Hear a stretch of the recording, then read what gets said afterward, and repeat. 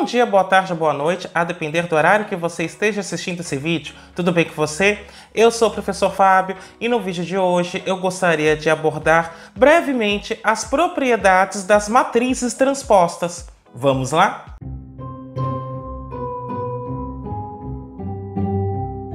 Antes de mais nada, eu vou pedir que você já faça o famoso cucocô, que é o curtir, ou seja, deixa o seu like.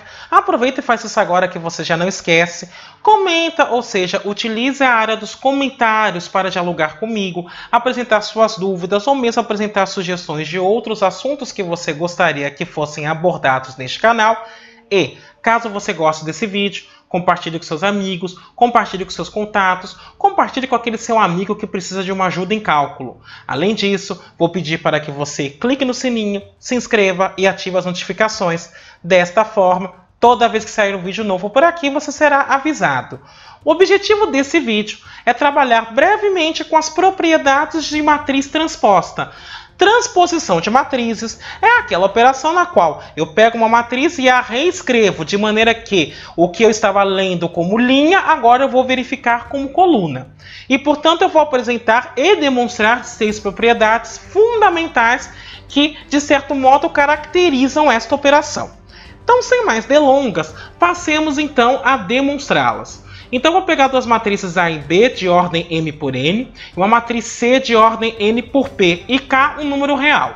Então, são válidas as seguintes propriedades. A transposta da transposta é a própria matriz. A transposta da soma é soma de transpostas.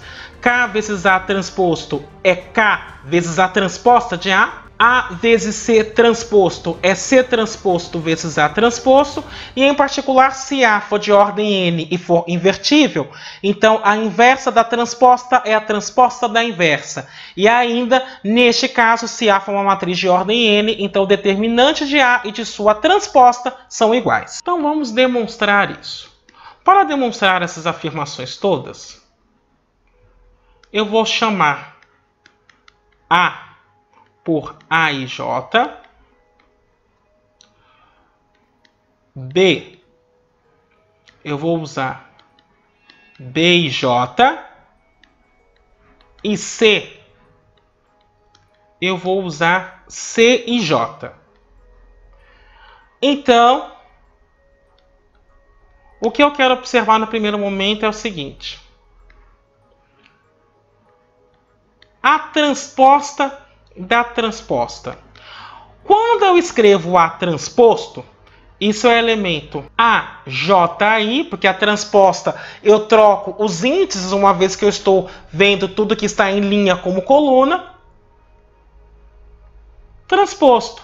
Mas quando eu aplico a transposição, isso volta para o elemento AIJ e, portanto, isso seria a própria matriz A. No segundo item, quando eu estou calculando A mais B transposto, isso por definição é a matriz cujo elemento é da forma AIJ mais B IJ transposto.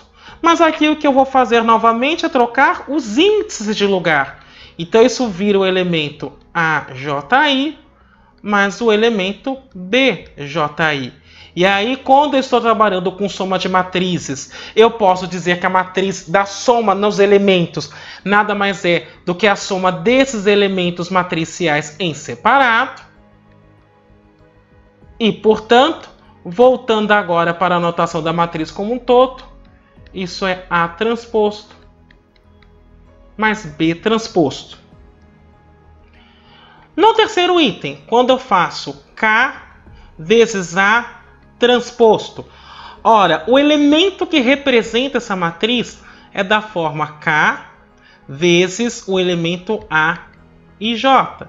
E é isso que eu estou transpondo. Então, na realidade, eu posso tirar esse K na hora que eu estou multiplicando o elemento matricial. Então, fica K vezes o elemento A e J transposto.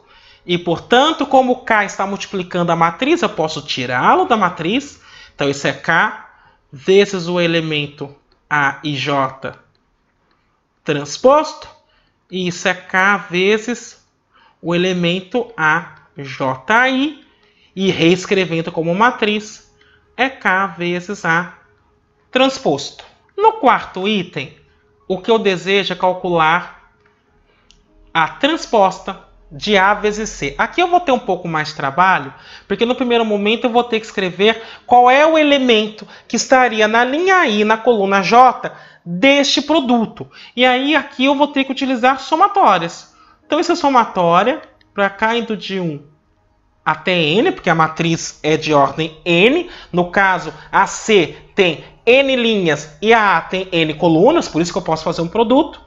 Então, K indo de 1 até N, de A e K, C, KJ. E, portanto, isso transposto, evidentemente, isso seria, então, a somatória. Como eu estou trabalhando com números, eu sei que tanto faz a ordem na qual eu multiplique, que não vai fazer a menor diferença. Então, isso seria C, KJ, A e K. E, embora eu não tenha falado, aqui eu estou trabalhando com matrizes com entradas reais. Por isso que eu posso fazer essa troca sem problema nenhum. Bom, agora eu vou utilizar a transposição.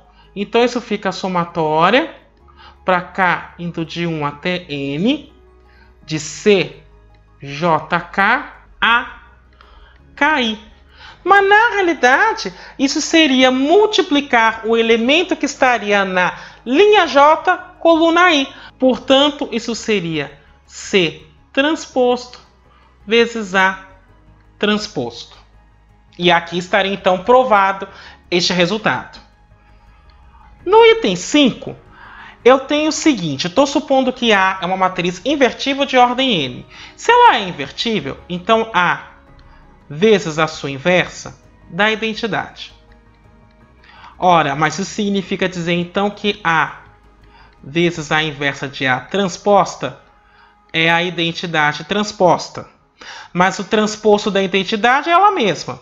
E aqui, observando o que está demonstrado no item 4, eu tenho então que a inversa de A transposto vezes A transposto é a identidade. Por outro lado, a inversa de A vezes A dá a identidade. E isso, então, novamente, me permite dizer que a inversa de A vezes A transposto é igual à identidade transposta. Mas isso, então, me permite dizer que A transposto vezes A transposta da inversa é igual à identidade. Agora, observando essas duas afirmações, isso me permite concluir o seguinte, então, que a inversa da transposta nada mais é, observando aqui, a transposta da inversa. E no sexto e último item, aí eu vou dividir em duas partes. O primeiro é se A não tem inversa.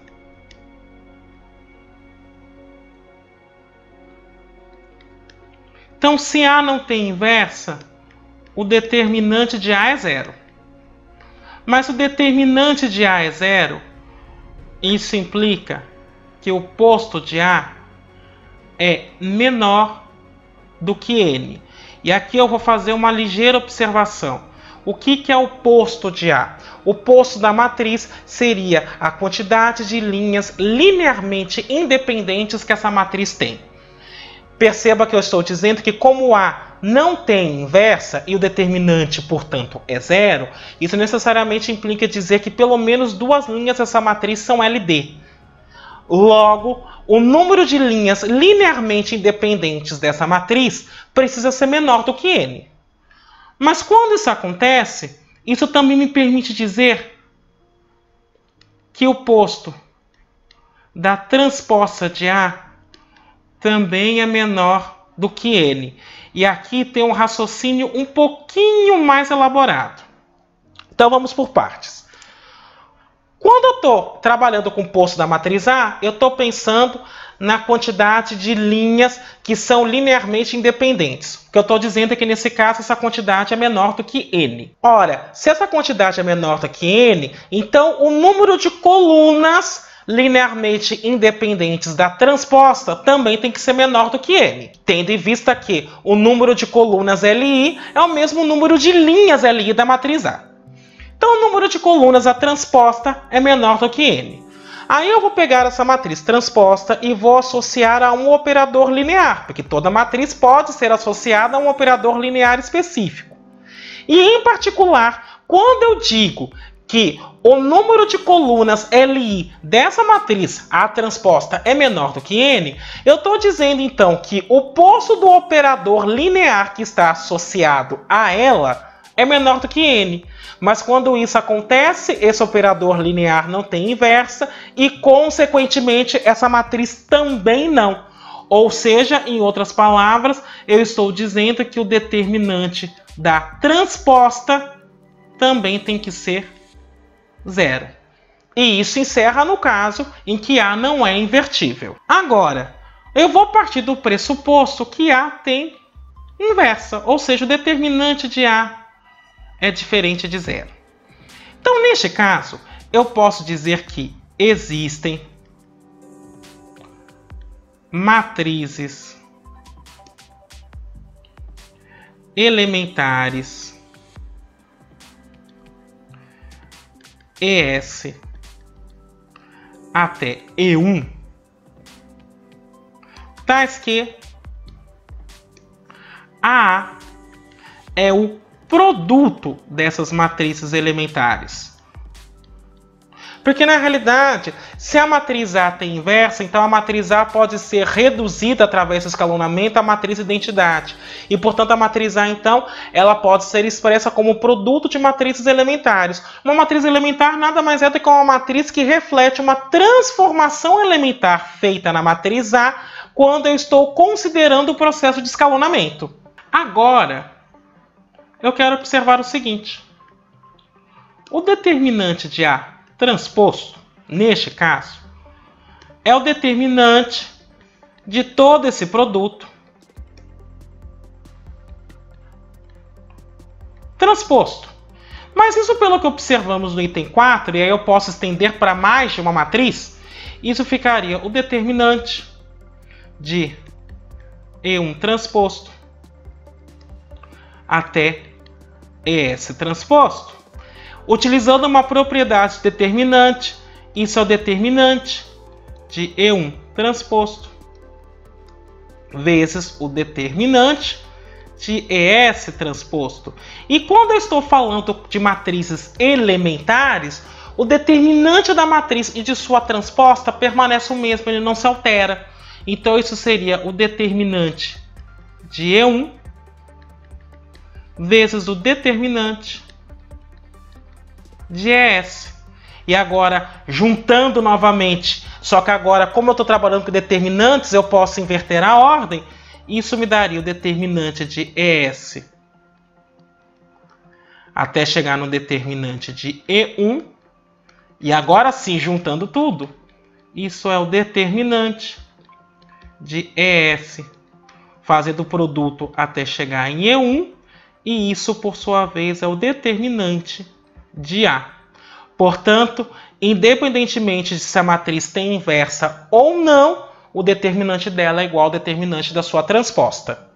Bem, era isso que eu gostaria de discutir com você hoje. Espero que tenha sido bastante proveitoso. Eu me despeço por aqui. Até a próxima!